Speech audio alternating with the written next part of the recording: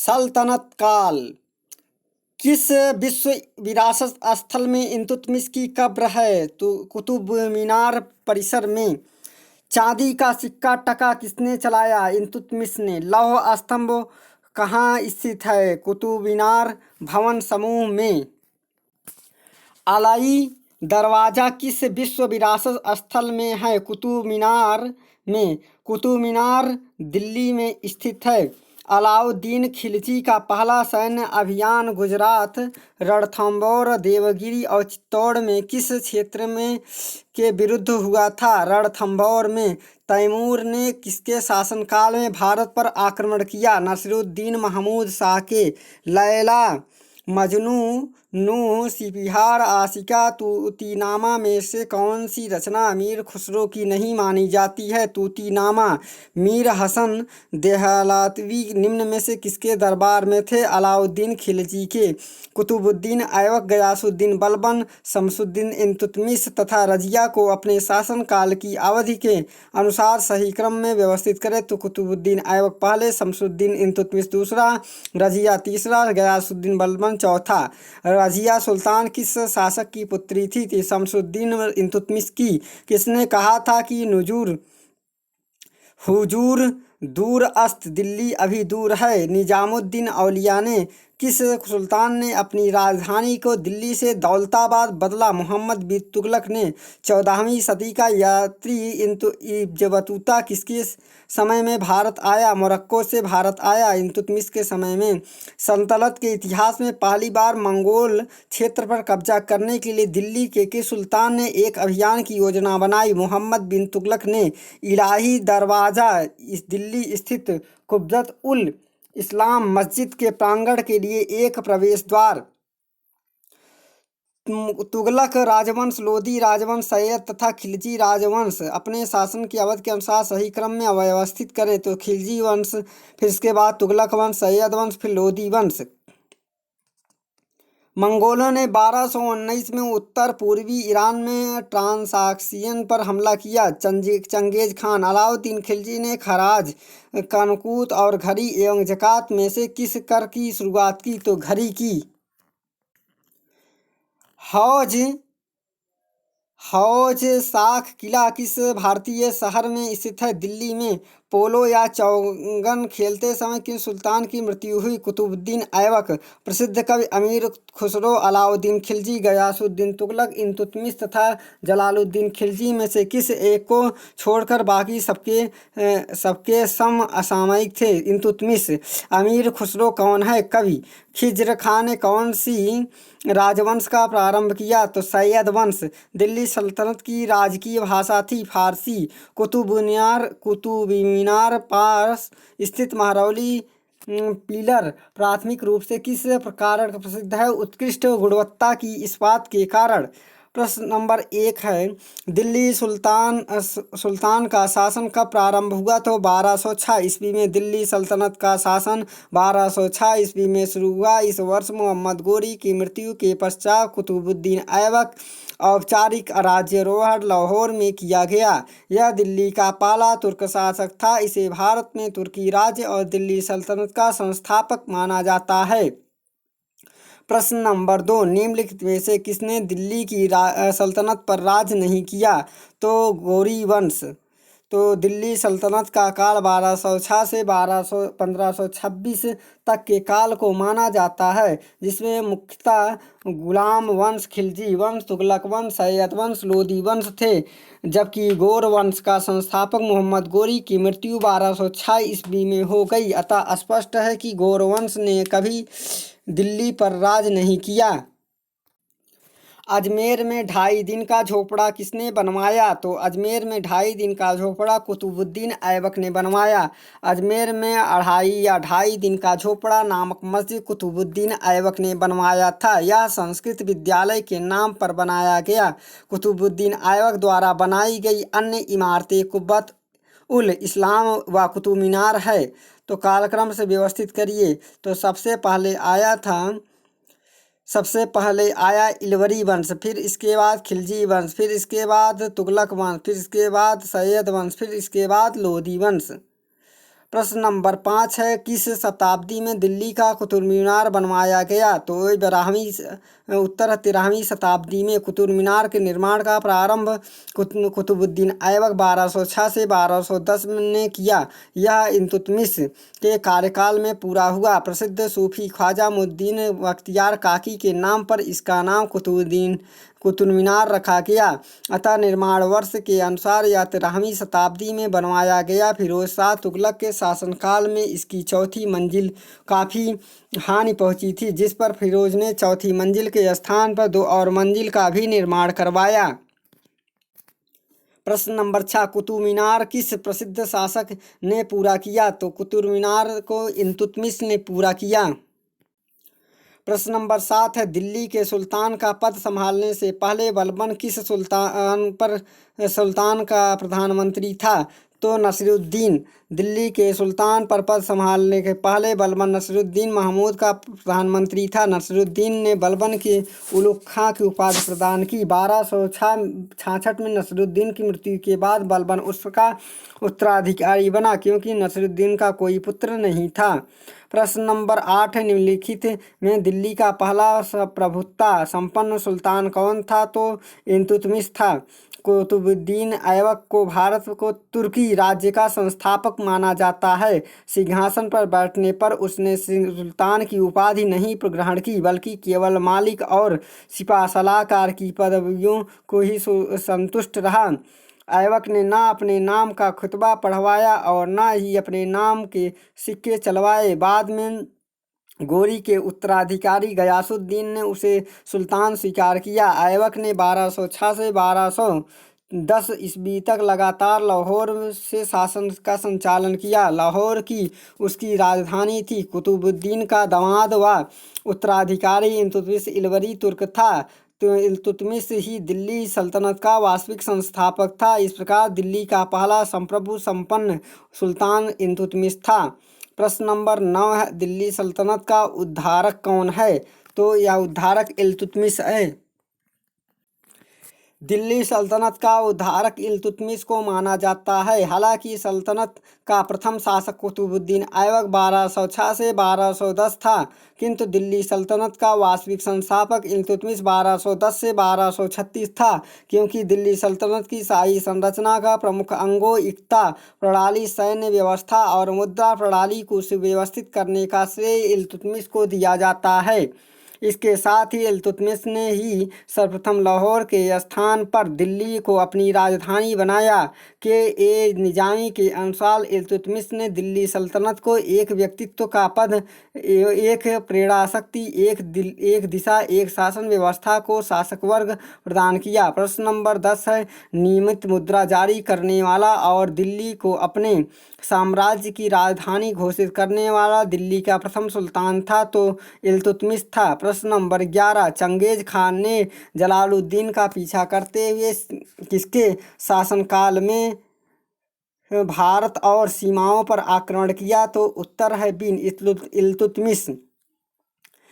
Mongol आक्रमणकारी Genghis Khan ने खारिज़म शाह के पुत्र जलालुद्दीन मंगवर्नी का पीछा करते हुए इल्तुतमिश के शासनकाल में 1220 से 21 में सिंध पर आक्रमण किया, परंतु इल्तुतमिश द्वारा मंगवर्नी की कोई सहायता न किए जाने पर 1224 में मंगवर्नी के वापस चले जाने से भारत पर मंगोल आक्रमण भय टल गया। प्रश्न नंबर 12, निम्न में से किसको शक्तिशाली नौबलों के एक समूह चिहलगामी के विनाश का श्रेय दिया जाता है? तो उत्तर है सी, बलबन। 1266 से 1287 में इल्तुतमिश द्वारा स्थापित 40 तुर्क सरदारों का दल को समाप्त कर दिया।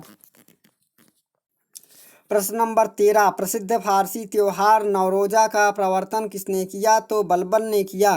प्रसिद्ध फारसी त्योहार नवरोजा का प्रवर्तन बलबन द्वारा किया गया था। बलबन ने अपनी प्रसिद्ध तथा दरबारी शिष्टाचार बनाने के लिए फारसी परंपराओं को अपनाया, जिसके तहत उसने दरबारी को सिजदा तथा पायबोस की प्रथा प्रारंभ की और अपना संबंध फिरदौसी के शाहनामा में वर्णित अफरासियाब से जोड़ा। प्रश्न नंबर 14 है, चिहलगामी या फोर्टी के रूप में विख्यात तुर्की सामंतों की शक्ति को भंग करने वाला प्रथम दिल्ली सुल्तान बलबन कौन था? बलबन था। सिहलगामी या फोर्टी के रूप में विख्यात तुर्की सामंतों की शक्ति को भंग करने वाला पहला सुल्तान बलबन था। इल्तुतमिश द्वारा स्थापित 40 सामंतों के समूह को इल्तुतमिश की मृत्यु के बाद राजनीति में हस्तक्षेप बढ़ गया। बलबन भी सिहलगामी का एक सदस्य था। प्रश्न नंबर 15 रजिया सुल्तान किसकी बेटी थी? तो रजिया सुल्तान अल्तमश इल्तुतमिश की बेटी थी। रजिया सुल्तान गुलाम वंश की शासिका थी। वह उत्तर भारत की प्रथम मुस्लिम महिला शासिका थी। वह इल्तुतमिश की पुत्री थी।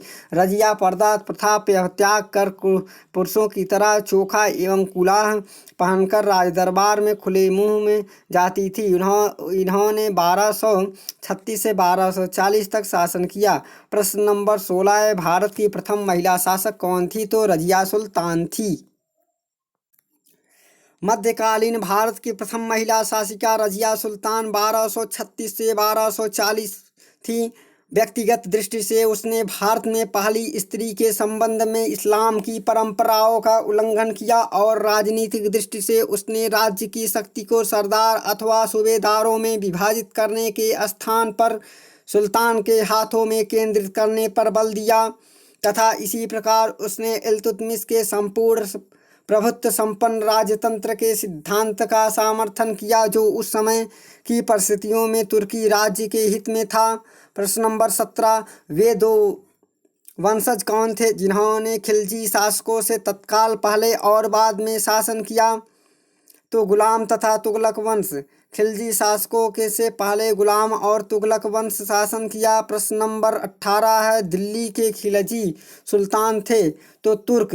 खिलजी सुल्तान तुर्क थे परंतु अफगानिस्तान में दीर्घकाल तक रहने के कारण उन्होंने इस देश को आदतों और रीति रिवाजों को अपना लिया। उनमें से कुछ मोहम्मद गोरी और महमूद गजनवी के सैनिकों के रूप में भारत आए।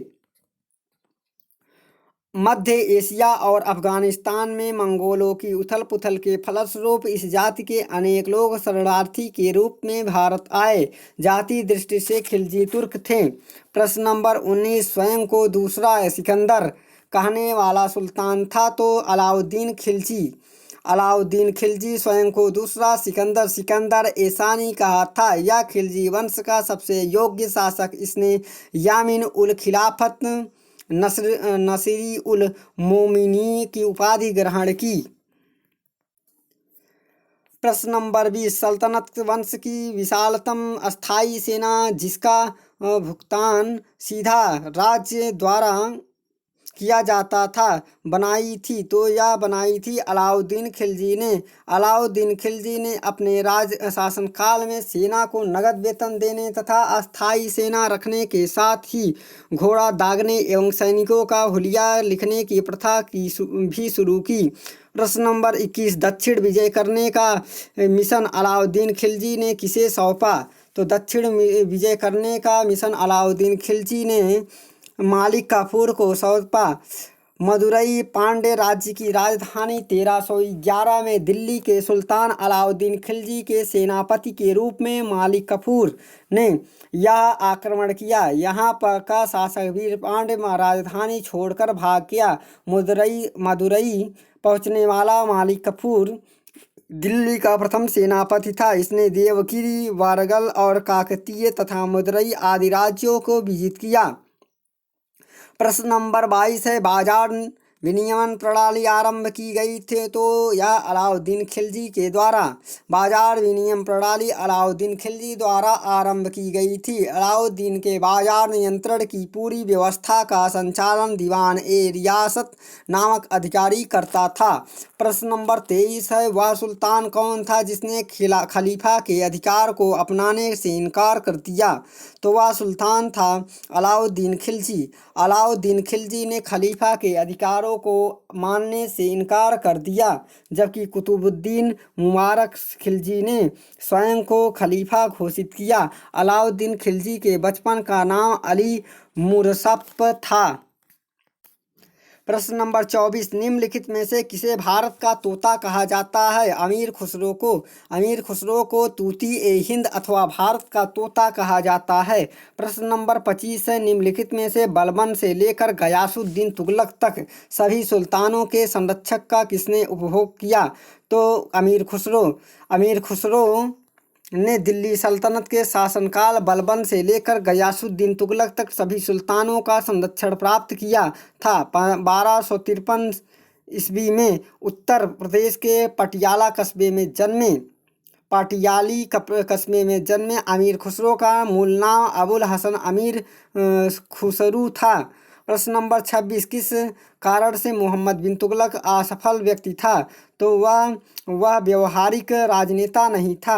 मोहम्मद बिन तुगलक को असफल व्यक्ति मानने का प्रमुख कारण यह है कि वह व्यवहारिक राजनेता नहीं था। वस्तुतः वह राजधानी परिवर्तन, प्रतीक मुद्रा आदि तत्कालीन रूप से अव्यवहारिक अनेक राजनीतिक प्रयोगों के कारण ही असफल शासक सिद्ध हुआ।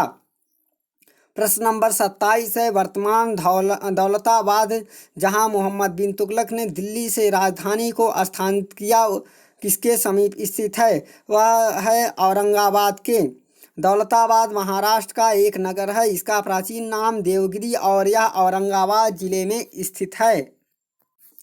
प्रश्न नंबर 28 है, भारत में चमड़े की प्रतीक मुद्रा किसने प्रारंभ की? तो मोहम्मद बिन तुगलक ने। भारत में चमड़े की प्रतीक मुद्रा मोहम्मद बिन तुगलक ने प्रारंभ की। प्रश्न नंबर 29 है, मनियारों का राजकुमार किसे कहा जाता है? तो मोहम्मद बिन तुगलक को। प्रश्न नंबर 30, ब्राह्मणों पर भी जजिया लगाने वाला दिल्ली सुल्तान कौन था? तो फिरोज शाह तुगलक था। ब्राह्मणों पर भी जजिया लगाने वाला दिल्ली का सुल्तान फिरोज शाह तुगलक था। उसने हिंदुओं को जिम्मी इस्लाम स्वीकार न करने वाला कहा। उल्लेखनीय है कि भारतीय उपमहाद्वीप में सर्वप्रथम जजिया कर लगाने का श्रेय मोहम्मद गोरी को है। प्रश्न नंबर 31, निम्नलिखित में से किस सुल्तान ने सती प्रथा को रोकने का प्रयास किया?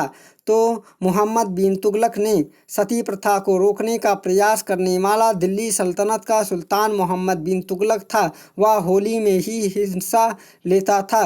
प्रश्न नंबर 32, यात्री इब्न बतूता कहाँ से आया था? तो मोरक्को से आया था। इब्न बतूता मोरक्को का निवासी था। विभिन्न देशों की यात्रा के बाद 1333 ईस्वी में मोहम्मद बिन तुगलक के शासनकाल में भारत आया। सुल्तान ने इसे दिल्ली का काजी नियुक्त किया। 1342 ईस्वी में मोहम्मद बिन तुगलक ने इसे अपने राजदूत के रूप में चीन भेजा। स्वदेश लौटने पर इसने रेहला नामक ग्रंथ में अपने यात्रा संस्मरणों का संकलन किया। प्रश्न नंबर 33 है, इब्न बतूता किसके शासनकाल में भारत आया? तो मोहम्मद बिन तुगलक के शासनकाल में। प्रश्न नंबर 34 है, कुतुब मीनार को जैसे हम आज उसे देखते हैं अंततः पुनर्निर्माण किया गया, तो किसके द्वारा यह किया गया था? फिरोज शाह तुगलक द्वारा। कुतुब मीनार की जैसा आज हम देखते हैं इस रूप में अंततः उसका पुनर्निर्माण फिरोज शाह तुगलक द्वारा कराया गया। प्रश्न नंबर 35 है, निम्नलिखित में से दिल्ली के सुल्तानों में से किसने उत्तर भारत में कई शहरों की स्थापना की? तो फिरोज शाह तुगलक ने। फिरोज शाह तुगलक दिल्ली सल्तनत में सुल्तान तुगलक वंश का शासक था। कहा जाता है फिरोज शाह तुगलक ने 300 नवीन नगरों का निर्माण कराया, जिसमें फतेहाबाद, हिसार, फिरोजापुर, जौनपुर और फिरोजाबाद प्रमुख थे। प्रश्न नंबर 36 है, किस वंश के सुल्तानों ने सबसे अधिक समय तक शासन किया? तो तुगलक वंश के सुल्तानों ने अधिक समय तक शासन किया।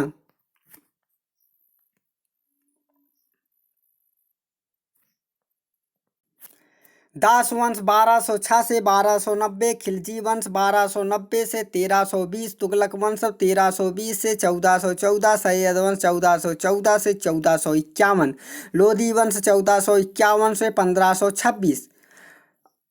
दिल्ली सुल्तानों के वंशक्रम के अनुसार तो पहला है गुलाम वंश, गुलाम वंश के बाद आता है खिलजी वंश, खिलजी वंश के बाद आता है सैयद वंश, सैयद वंश तुगलक वंश, तुगलक वंश के बाद आता है सैयद वंश। प्रश्न नंबर 38 है, भारत में तुगलक वंश के बाद कौन सा वंश शासन में आया? तुगलक वंश के बाद सैयद वंश आया। दिल्ली सल्तनत पर शासन करने वाला चौथा वंश सैयद वंश था। इस वंश ने 1414 से 1451 तक शासन किया। उन्होंने तुगलक वंश के बाद राज्य की स्थापना की। प्रश्न नंबर 39 है, लोधी वंश का संस्थापक कौन था? तो लोधी वंश का संस्थापक बहलोल लोधी था। लोधी वंश का संस्थापक बहलोल लोधी था। उसने सैयद वंश के अंतिम शासक अलाउद्दीन आलम शाह को पदस्थ कर दिल्ली का सिंहासन प्राप्त किया। प्रश्न नंबर 40 है, दिल्ली सल्तनत का राज्यकाल कब समाप्त हुआ? तो उत्तर है बी, 1526 ईस्वी में दिल्ली सल्तनत का राज्य समाप्त हुआ। तराइन के द्वितीय युद्ध के पश्चात मोहम्मद गोरी ने कुतुबुद्दीन ऐबक को भारतीय साम्राज्य का गवर्नर नियुक्त किया। गोरी के मृत्यु के बाद 1206 में दिल्ली सल्तनत की नींव पड़ी और फरगाना शासक बाबर व दिल्ली सल्तनत के सुल्तान इब्राहिम लोदी के मध्य 21 अप्रैल 1526 को पानीपत का प्रथम युद्ध हुआ, जिसमें बाबर की विजय के साथ दिल्ली सल्तनत का अंत हो गया और मुगल वंश का साम्राज्य स्थापित हो गया। प्रश्न नंबर 41 है, दिल्ली सल्तनत का अंतिम वंश कौन था? तो लोधी वंश था। दिल्ली सल्तनत का अंतिम वंश लोधी वंश था। इस वंश का संस्थापक बहलोल लोधी था, जबकि अंतिम शासक इब्राहिम लोधी था। निम्नलिखित में कौन सा सुमेलित है? सुमेलित में ए सुमेलित है। तो शमसे सिराज, आफिफ, तो तारीख ए फिरोजशाही, जियाउद्दीन वर्नी, फतवा ए जहादारी, अमीर खुसरो, किरान उस सादेन आशिक, तुगलकनामा, इब्न बतूता, रेहला ने लिखा इब्न बतूता। और मिलान करना है। मिलान में